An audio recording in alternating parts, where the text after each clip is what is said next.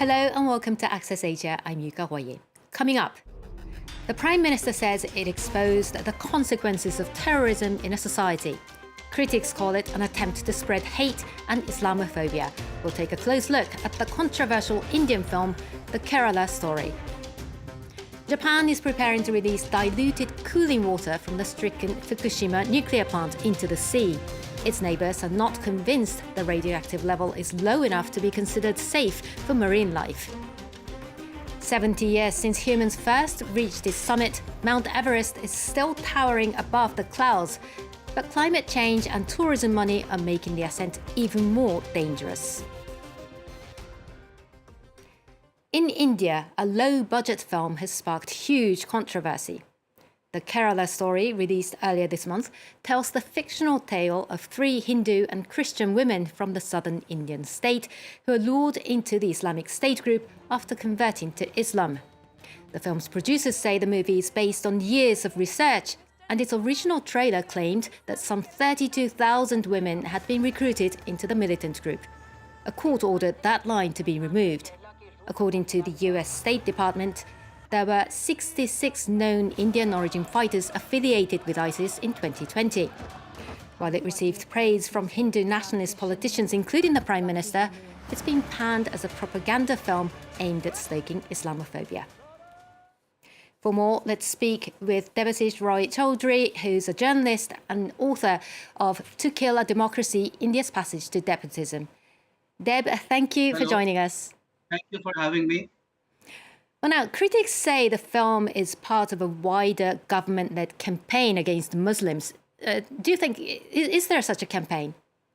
Oh, yes, absolutely. The Kerala story follows the similar, very familiar pattern of the Modi government's not-so-secret backing of hateful and divisive cinema. Modi's Hindu supremacist government is, as you know, ideologically committed to culture war against the minorities, Muslims in particular. And scaremongering films like these do a tremendous job of deepening India's social divisions, on which Modi and his party thrives. And but the fact is that an united India is not what this government wants to see. And films like these do the important job of keeping the electorate and the country divided, demonizing Muslims and creating the ground for eventually dismantling India's secular republic and remake it as a Hindu first state, which is the end goal of the supremacist parties. And why did the filmmakers pick the state of Kerala? Well, why Kerala?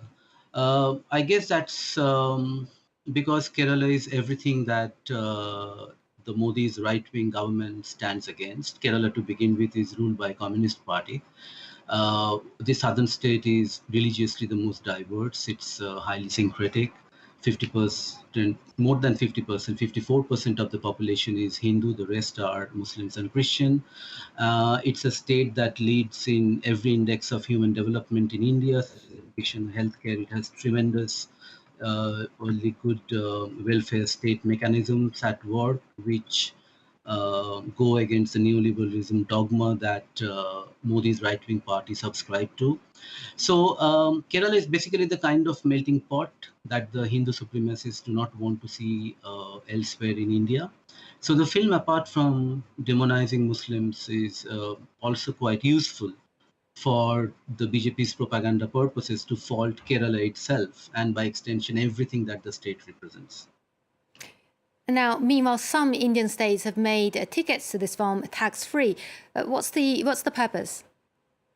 The purpose is to encourage people to go see the film. When you say some Indian states, bear in mind that these states are ruled by the BJP. So they have offered a tax break, which I think brings down the ticket prices by anywhere between 6 to 9%. Actually, the same was done for the Kashmir files. In fact, the Prime Minister even urged people to go and watch the film, something that probably no Prime Minister has ever done in India's history. So there is a huge state patronage for films like these. Just very quickly, there have been legal battles over this film. Can you give an example? Well, Legal battles for the state of West Bengal, the eastern state of West Bengal, where I come from, actually, and which has a very high proportion of Muslims, banned the film, but India's Supreme Court overruled the ban. And but the court at the same time asked the filmmakers to add a disclaimer that the film is a fictionalized version of events, so that everybody knows that it is a work of fiction. So I don't know how that works, because the promos for the film clearly say things like uncovering the truth that was kept hidden, and calls the film inspired by many true stories. But the film does carry a fiction tag now. And in some states, informally, multiplex associations have said that they will not screen the film. But beyond that, I think it's a settled matter now. The film is being screened widely. Debasish Roy Chowdhury, thank you so much. It's been more than 12 years since an earthquake and tsunami caused one of the worst nuclear disasters in history in Japan's Fukushima region.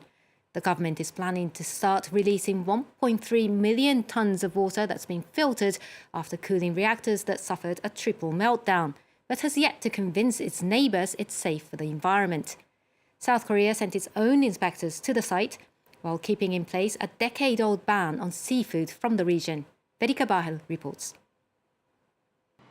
As tanks continue to fill with radioactive water from the wrecked Fukushima power plant, a delegation of South Korean experts completed a two-day inspection of its nearby water treatment facility, as Japan moves to convince its neighbour that it's safe to start releasing diluted and treated water into the Pacific Ocean this summer.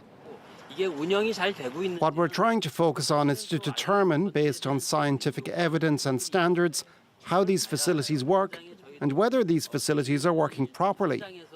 Also, whether the discharge procedure and process are adequate.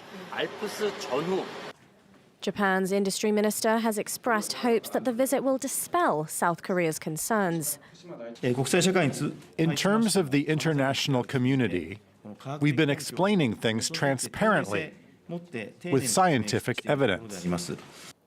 The water's release has long been a sticking point between Tokyo and Seoul, which are now thawing long-strained ties in order to address security challenges from North Korea and China.